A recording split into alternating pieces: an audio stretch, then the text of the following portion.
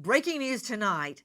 An eerie Bryan Kohberger selfie emerges where he's dressed like Ted Bundy. This as shock evidence comes forth. Evidence that Xana was not killed in her sleep.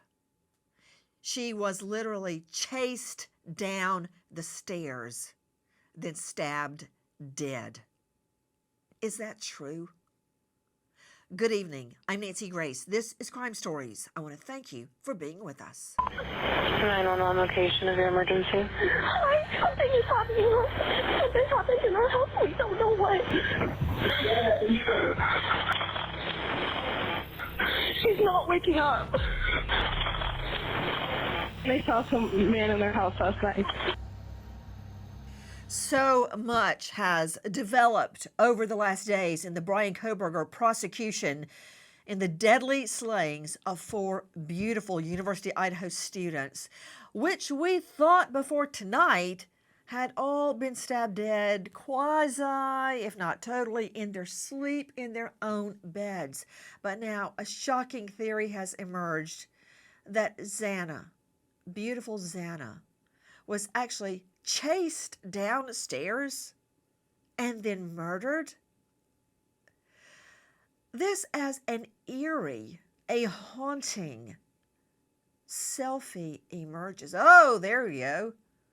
Of Bryan Kohberger dressed like Ted Bundy. Now, why would the white bread boy from the Poconos dress like Ted Bundy and take eerie selfies? You know what? Before we even get to the news, I need a drink and a shrink. But sadly, I'm a teetotaler. So straight out to Dr. Bethany Marshall joining us, psychoanalyst from the LA jurisdiction. You can see her now on Peacock. She is the author of Deal Breakers on Amazon. And you can find her at drbethanymarshall.com. Bethany, why? Why is he all dressed like Ted Bundy for a series of selfies? He actually Nancy, looks like he's the star in a slice and dice movie. What right. is this? Dexter. Nancy, this tells me that had he not been apprehended, he would have gone on to kill.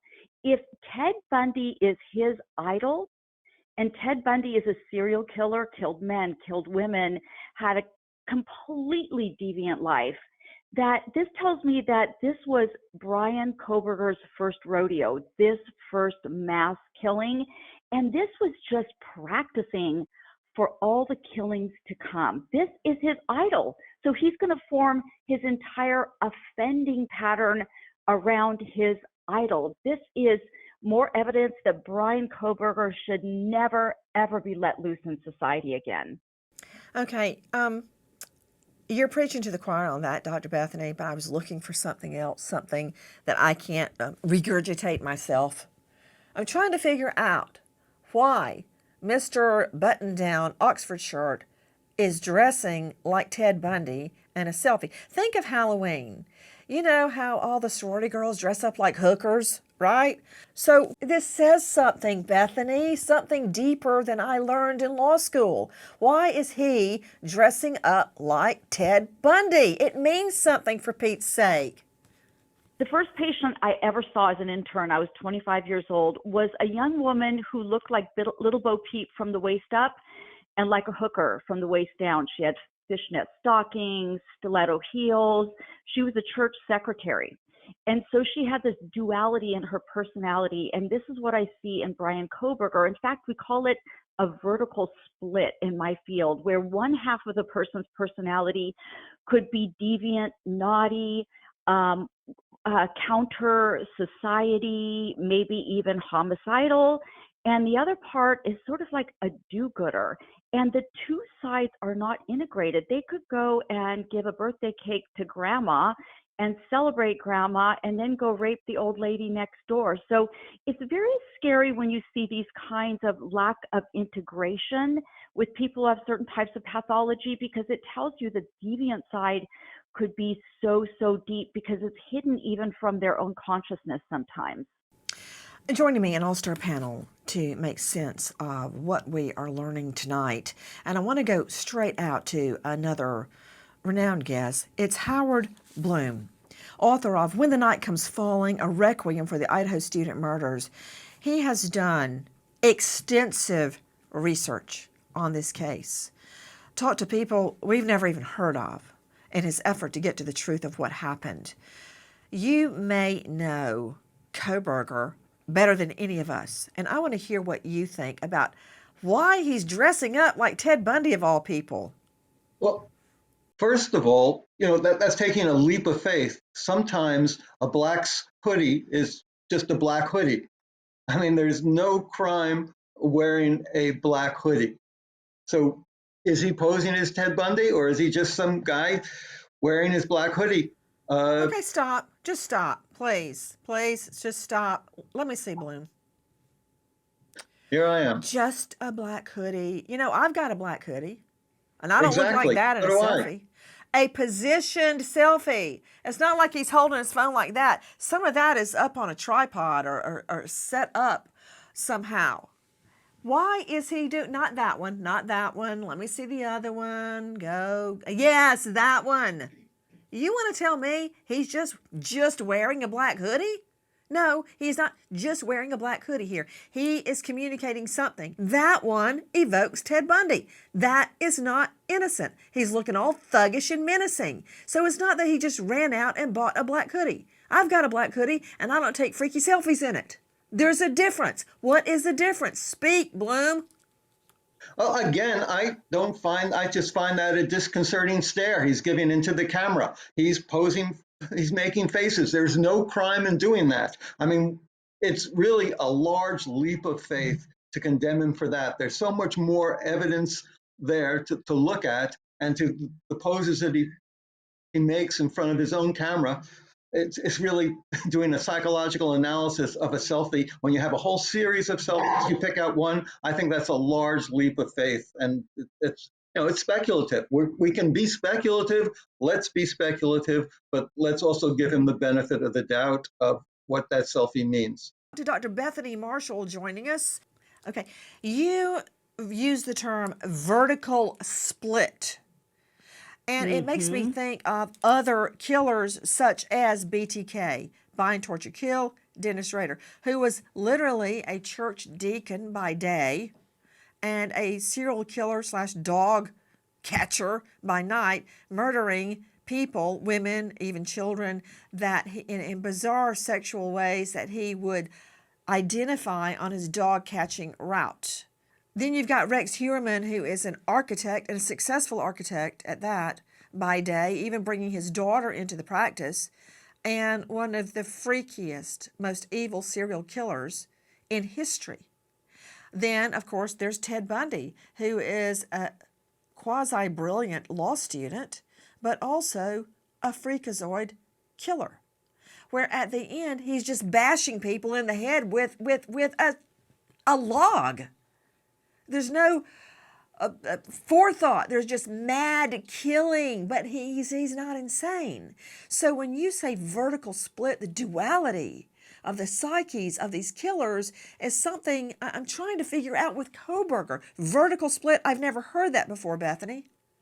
Well, let's think of a vertical split as on one side is all the aspirational goodness, their families whom they rely upon. In the case of Bryan Kohberger, teaching in a class, learning about law, trying to flirt with women, but he was a family guy. He lived with his family for a long, long time.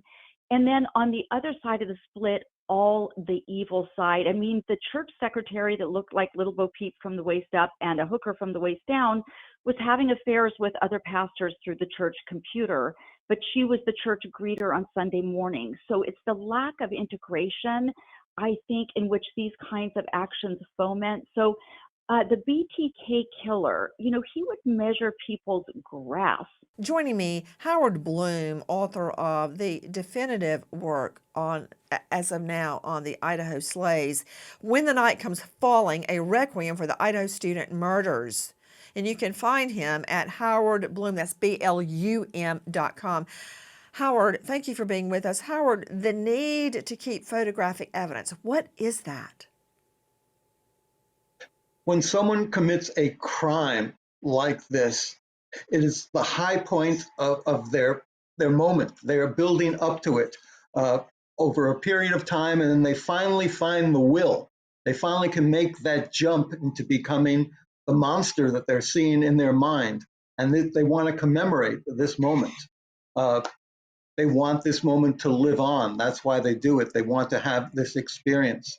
It's like looking at a scrapbook. Like, we might keep a scrapbook of high events in our lives, weddings, high school graduations, college graduations. They are their killings. Joe Scott Morgan joining me, professor of forensics, Jacksonville State University, author of Blood Beneath My Feet on Amazon. He's the star of a hit podcast, Body Bags, with Joseph Scott Morgan. Joe Scott, thank you for being with us. I want to, the dichotomy of the selfies that Kohberger has taken, juxtaposed against, compared to the crime scene. And I want you to hear this, Joe Scott, before you elaborate on the crime scene. Disturbing evidence tonight that Xana did not die in her sleep, that she was actually chased downstairs and murdered. Listen. New information is Madison may have been the killer's intended target, and the killer was surprised to find Mogan was not alone. Kaylee Gonzalez had recently moved out and only returned for a visit with Mogan. The killer arrives just after 4 a.m. and goes directly to Madison's room first, where a tanned leather sheath for a K-bar knife is found near Mogan's body on the bed. Kohberger's DNA was found on the button snap of the knife sheath.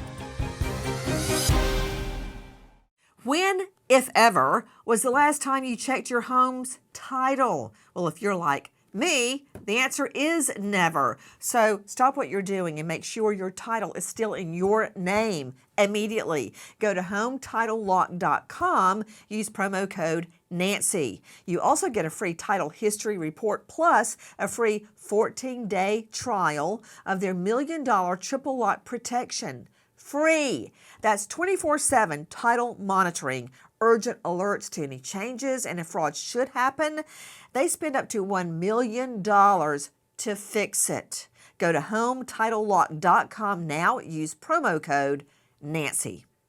One floor below Madison's room, Xana has just received her DoorDash order and is scrolling through Instagram when she hears a struggle in the room above. Running up to the next floor, the killer chases Xana back down to her bedroom, leaving the knife sheath behind. Catching up to Kernodle, the killer stabs her to death while her boyfriend Ethan remains asleep. Shocking new evidence. Before he is killed, the murderer carves Chapin's lower leg with a blade. Chapin is the last murder victim killed with one strike of the knife, hitting an artery. Now, according to sources, Ethan's leg was not carved, it was stabbed. I don't think we're going to know that until we actually hear the autopsy report. But straight out to Joseph Scott Morgan, professor of forensics, Jacksonville State University, author, podcast star, I could go on. Joe Scott, this changes things. This is a different dynamic than what we had first been told. The fact that Xana was chased down, that changes the entire complexion for me. It was horrible to start with, but imagining Xana running for her life adds another layer of terror. How would they even know that? Well, I think we got to go back. Who told us in the beginning, that all, and I mean all, of the victims were apparently asleep? Do you recall, Nancy, it was either the first or the second day afterward, we had this odd event that occurred, which never happens. And that is the coroner did an interview. Do you recall that? She gives an interview in which she says, yes, I remember. And that is why a cardinal rule is never speak to the press if you are part of a case. It doesn't matter what they say about you or anything else. Because one offhand statement, they were killed in their sleep, has now snowballed that's what happened. And it may be entirely untrue. Yeah, and now retrospectively, when you throw this new data in there, it sounds almost, it can be implied that it's deceptive or whatever. That's why if you're inside of the investigative bubble that I refer to, you keep your mouth shut, particularly for the coroner. They have no business saying anything about this, but the dynamic of Xana being found away from the bed is quite interesting, and that gives you an awareness, does it? Because we've heard about the food delivery and this sort of thing. We've heard about voices, and a lot of this stuff, I think, going back, Xana's tied to relative to her activity. We can, you get this impression about all of this all the way along, and the dynamic has completely changed. Before we're thinking, yeah, Ethan and Xana were cuddled in the bed, and that they're asleep. Oh, that ain't what happened here, Nancy. Well, how are they going to prove it? I don't know that they necessarily can. I think one of the fascinating things for for this in particular is if she had an awareness that there was somebody up there and she snuck up the stairs just to kind of investigate on her own. Was she cut in any way up there and then chased down afterwards? And maybe there's some kind of deposition of her blood on the carpet leading back to her bedroom, Mm-hmm. or is it all Mm-hmm. concentrated in the room? Because the one thing we do know Hey, about put Joe Xana, at Scott up. I least, want to throw something at him. yeah, sure. Okay, listen to this. Yeah, I think the blood spatter is going to be critical here Hmm. because I'm hypothesizing if she were stabbed at all Yeah, on those stairs, even if she ran back up, we're going to get Xana's blood on the stairs, even if her body yep, is found in the bedroom. If she ran down and ran back, I don't know yet because I haven't seen the blood evidence. But all no, they need is a a drop, not hmm, a transfer, not a no, smear, which could yep, come from the killer, but a drop from her or spatter from her, which showed the event happened right there. So it wouldn't matter where her body was found. That shows that a stabbing happened on the stairs, that she left her room. And there's one other thing. Put yeah, this into your equation. Joining me is Crime Stories investigative reporter Dave Mack. Dave, isn't it true that one of the survivors, the one that ran from one room to the next that night, they were frantically texting back and forth? There's a guy in here, he's wearing a black mask on his face. Didn't one of them run past Xana and see her in the floor and think she was passed out drunk? Because all the facts hadn't assimilated. She didn't know what had happened, which goes to this theory. Yeah, refresh my recollection, Dave Mack. Nancy, that's exactly what happened. And now you got to put it in the context of the moment. You're talking 4 o'clock in the morning at a house that is very active. It's heading towards the end of the night, early morning, and they hear something. And so one of the roommates does go and look, see what's going on, but not putting anything. You're not thinking something like this is going to happen. You're thinking it's just a regular night, hearing weird sounds, but she sees Xana, and it appears to her that Xana is just asleep. That's because that's what she would normally expect to find at that time of the day or early morning. So nothing really clicked until later, and that's why there was all the texting back and forth with the other roommate and the calls to the phones. Just if something's wrong, something's different than normal. And here's another thing, aside from the possibility that Xana was actually chased down and killed that night, the theory that Madison Mogen, may have been the intended target. And now we are now getting, which I'm about to get to, I'm leading up to it, information as to how we've heard all along. The prosecutors came out in open court and said we have no evidence that the victims were stalked on social media. Because remember, there was a lot of talk that Kohberger had stalked the victims. In that vein, it was believed for a long period of time that Kelly Gonsalves was the intended victim. It wasn't that the accepted theory at the get-go, Dave Mack, that somehow Kelly was the intended victim and the others were tangential. Now we're hearing that new information, Maddie Mogen may have been the killer's intended target. Well, the first talking about targeting and who was the first one, that actually came from the Gonsalves family. You remember in the very early parts of the investigation, they were very public, talking about the investigation and wanting information. And they were given certain information and that led them to believe and led them to say that Kaylee was the target in their mind's eye. That's what they saw. Now we're hearing that that may not be the case. Again, now we go back to the world of Joseph Scott Morgan, because I don't know how you can determine when you've got two young women in the same location, both being killed with a knife, how you determine who was killed first.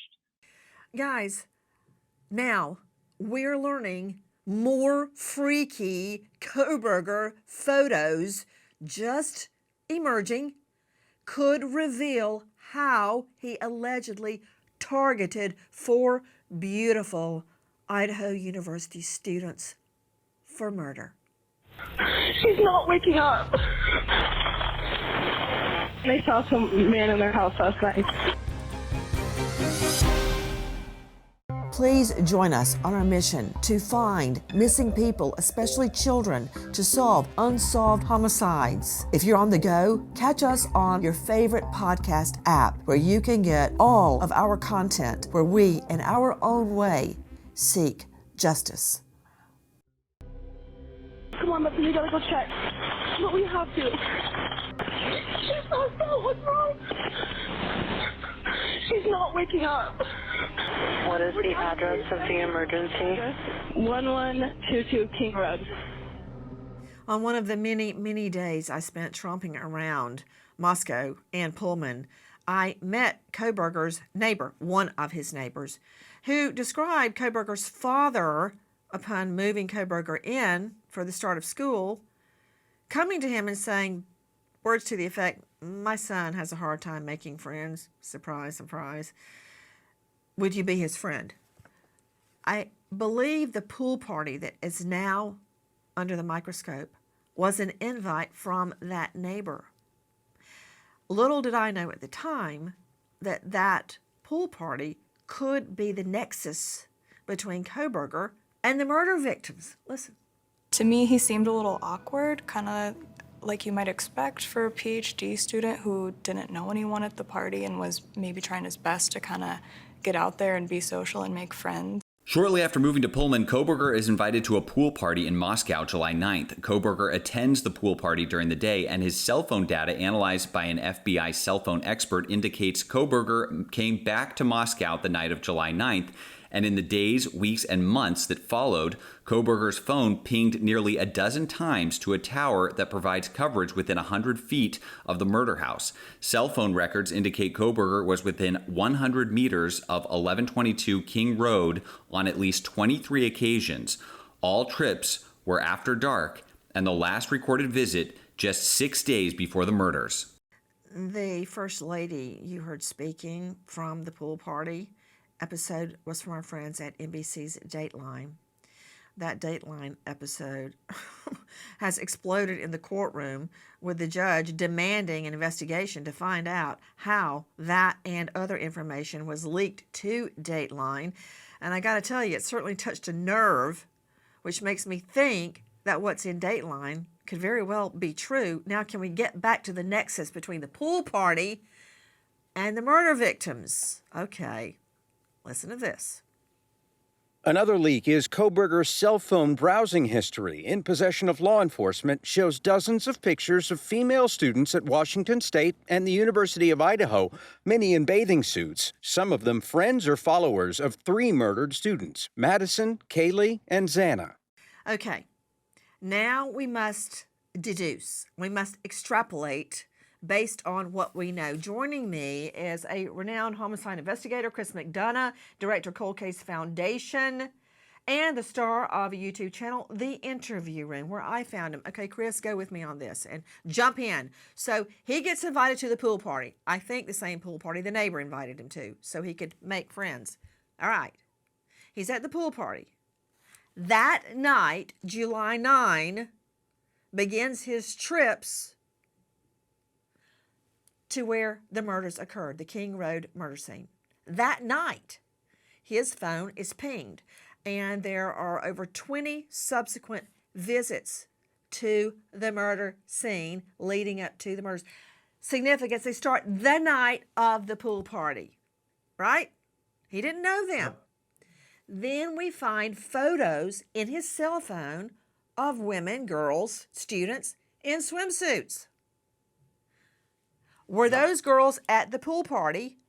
Because now we learn, last step, that on social, the girls in the swimsuits were social media friends online with the victims.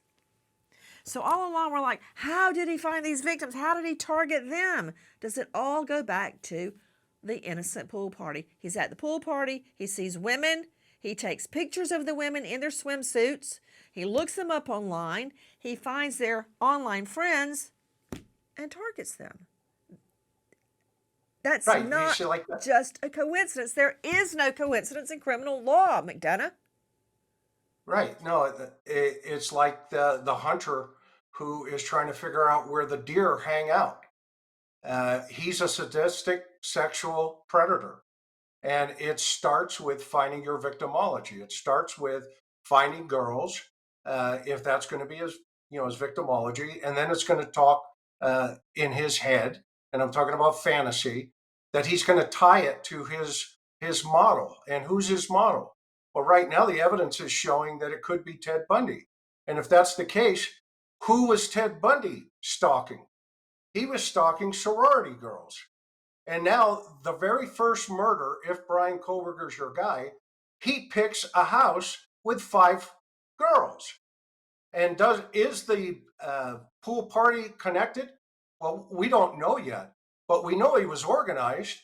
And we go back to the sheath for a moment. If Xana is the gal that walked up and disturbed him, that's probably the time he dropped the sheath. And that's when it went disorganized.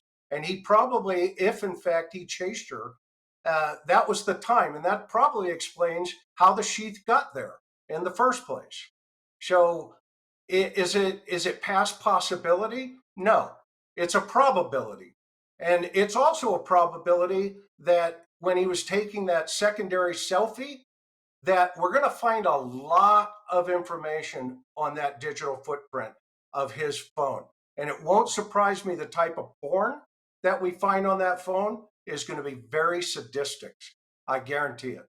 Oh, you're leading me to my next topic, the sadistic type of porn found on his cell phone, like having sex with women while they're asleep, passed out, drugged. Which How about of course, gag? not having sex, that's How about- rape.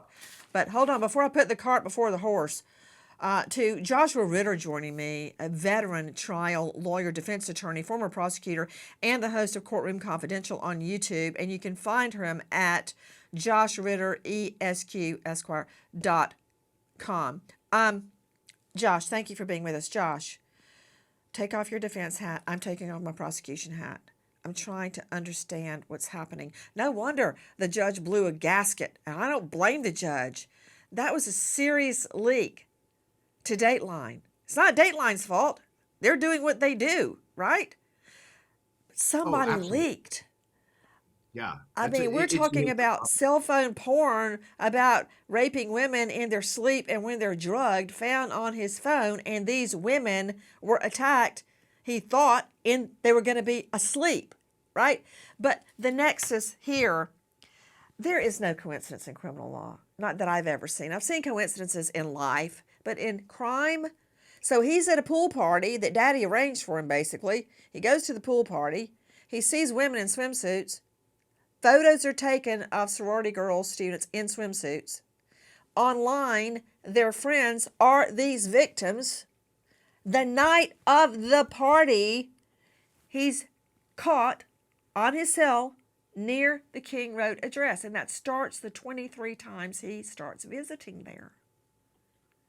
That's not a coincidence, is it? No. And what you're outlining too and pointing out, I think is going to be something that the prosecution is going to need to make abundantly clear to the jurors here. Because one big question I think everyone has is, what was the connection between this man, if this is the suspect, if this is the person the police believe is responsible for these grisly murders, what's his connection to these victims?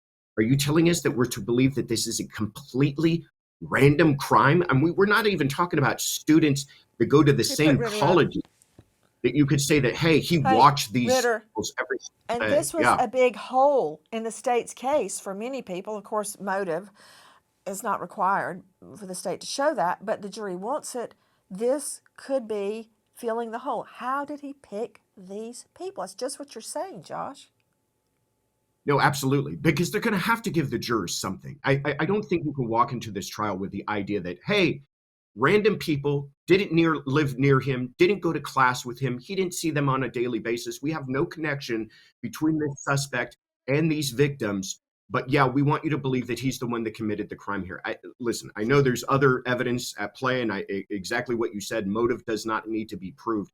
But you got to somehow make a connection here, because the randomness of this is the thing that's going to be most troubling to people. The biggest question mark in people's heads is, why in the world would he pick these 3 girls and 1 gentleman in a house that he doesn't live near, that he doesn't have a connection to them, doesn't go to class with them, doesn't work with them?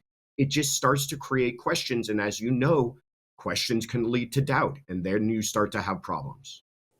We know Kohberger was rehashing what happened at that pool party because thanks to our friends over at NBC Dateline, we actually hear from a woman that he contacted after the pool party in a very awkward text exchange.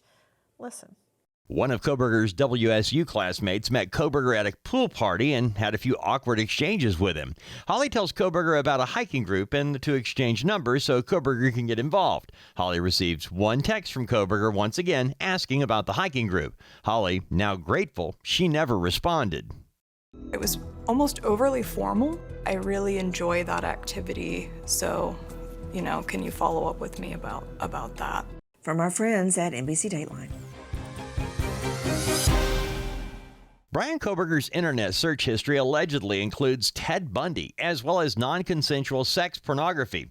In the weeks before the murders, Kohberger searched porn using keywords forced, passed out, drugged, and sleeping.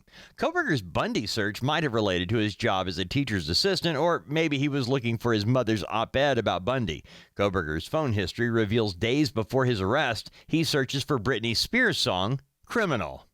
Okay, doesn't really make any sense. So he's looking up porn, Dr. Bethany, non-consensual sex, rape, pornography. That's right. He's looking up rape porn. Okay, that's what that's called. He's looking up Ted Bundy. I mean, I've looked Ted Bundy up maybe, 1 million times. So, and he's a criminologist, so I'm okay with Ted Bundy search.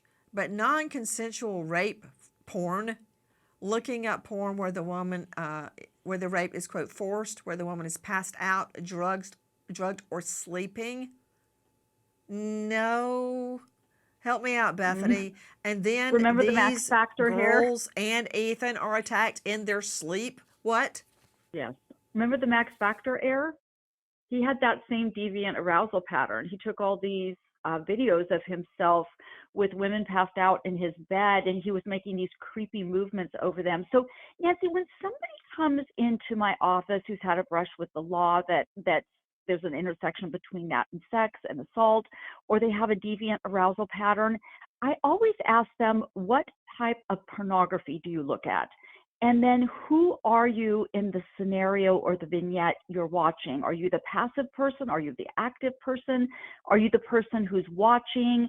And it gives me a great deal of insight into the deviant arousal pattern. In this case, he needs his victims unaware of what he's doing. He wants to rape them when they don't know he's there. And or I'm guessing he wants to rape them. So is this the kind of person who could really graduate in his offending pattern to even more serious crimes like necrophilia, abuse of a corpse, something where the sex assault victim does not know that he's committing the crime, so he has complete power and control over them?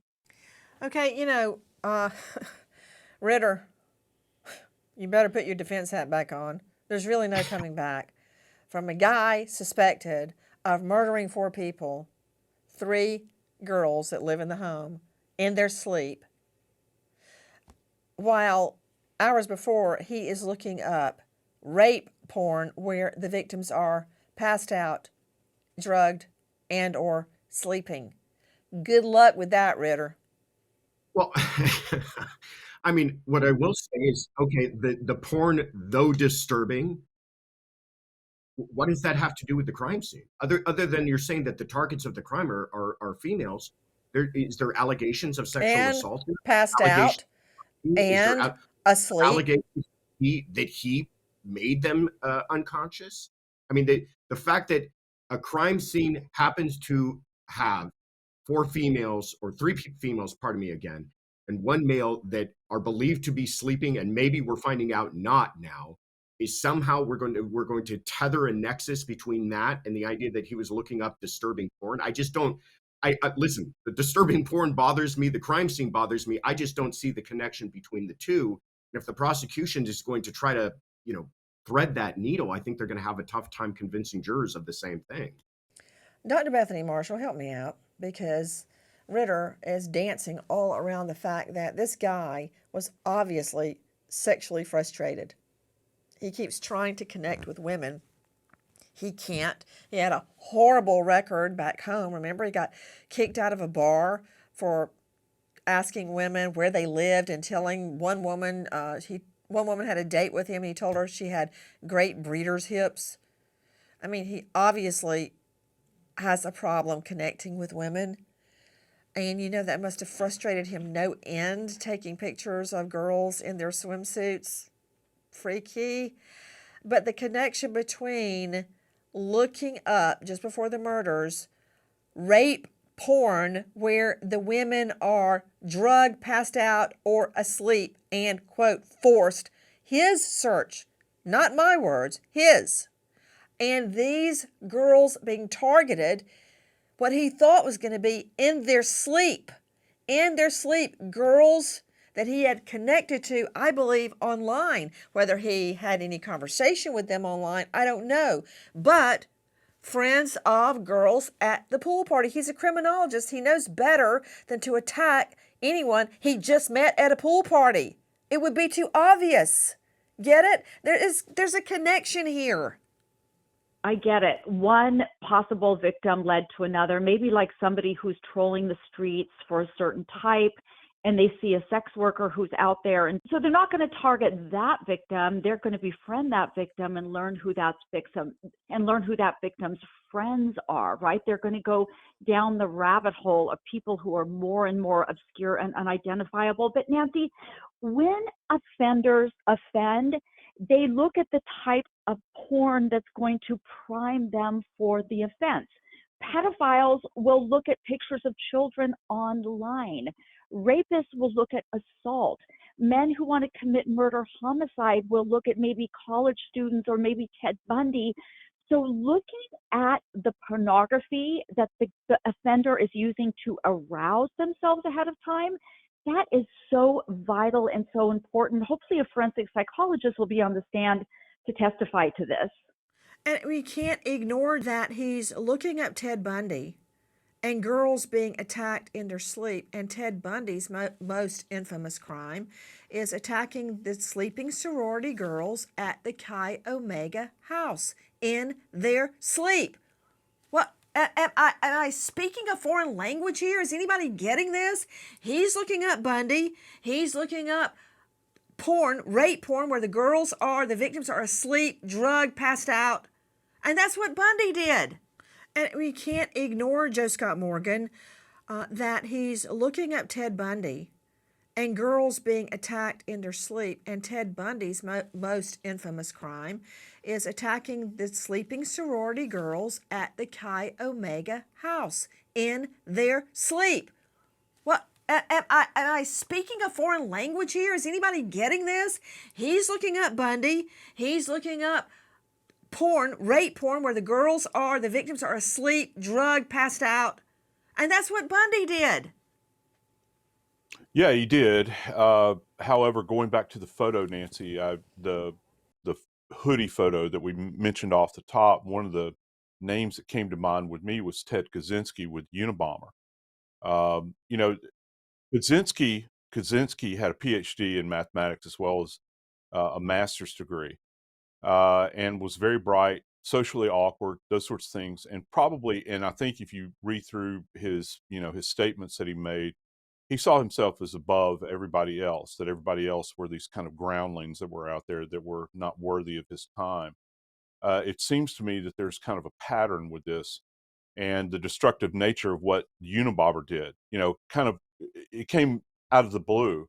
You think about this attack at night where people are asleep. This is out of the blue. This guy thinks he's going to escape and not be caught. It's the height of arrogance. So, I think that, Bundy, he was a law student, a failed law student. I don't think that Kohberger intellectually would see himself at that level. He would raise the bar higher, probably more like the Unabomber. To Howard Bloom, the coincidences are startling, that he is searching Bundy and then he starts searching rape porn where the victims are passed out asleep or drugged, and then these girls, much like the Ted Bundy victims, are sorority girls living in a house, he believes, that are all going to be asleep when he enters. Is it just a coincidence, or is it something that a jury will decide to send a man to the firing squad? Now, going even to the pool party pictures, when I was interviewing people who attended the pool party, and I was trying to get a sense of who was there, one of the first things they did was show me pictures of women in bathing suits that they had on their phone, and they said, these are the women who were there, you should check them out. They too had pictures of women at the pool party on their phone. Can I speak to Bloom? Bloom, did they also then go that night to friends of the women at the pool party and start stalking their home in the dark of night? Did they also look up rape porn where the victims were in bed asleep before the Nancy, attack? everything you're saying, you're building a case against them. It might turn out to be true, but I'm also saying... I'm asking you a question because you're suggesting it's just a coincidence and everybody at the pool party did the same thing. Well, they didn't. No, I'm suggesting that a good defense attorney will raise all these questions to a jury, and a jury will then have to decide, based on these questions, is this enough to send a man in front of a firing squad? No, that is not the law. The law is the jury will determine if it's enough to convict him. This will be a bifurcated trial, and once there is a conviction, then they will decide the sentence. In fact, the jury will be instructed in death penalty cases. They are not to consider the death penalty. They have to consider guilt or innocence first. And I hardly think these photos are going to send him to the firing squad. It's going to be his DNA, man, on the knife sheet under the dead victim's body. That's the interesting question. Is the DNA and what the defense is going to say, how did the DNA get there? And that's what they're going to try to argue. But all these other issues of the photos, I think are immaterial and irrelevant to the trial. And that's why I think the charges against State Crime. Yeah, tell that to the victims' families. And now we remember an American hero, Deputy Sheriff Andrew Peary, El Paso County Sheriff's, Colorado, shot and killed in the line of duty. A U.S. Army vet, he leaves behind grieving wife Megan and two beautiful children, sentenced to life without their father. American hero, Deputy Sheriff Andrew Peary. Thank you to our guests, even the ones I argued with, but especially to you for being with us. Nancy Gray signing off. I'll see you tomorrow night, 6 and 9 o'clock sharp Eastern, and until then, good night, friend.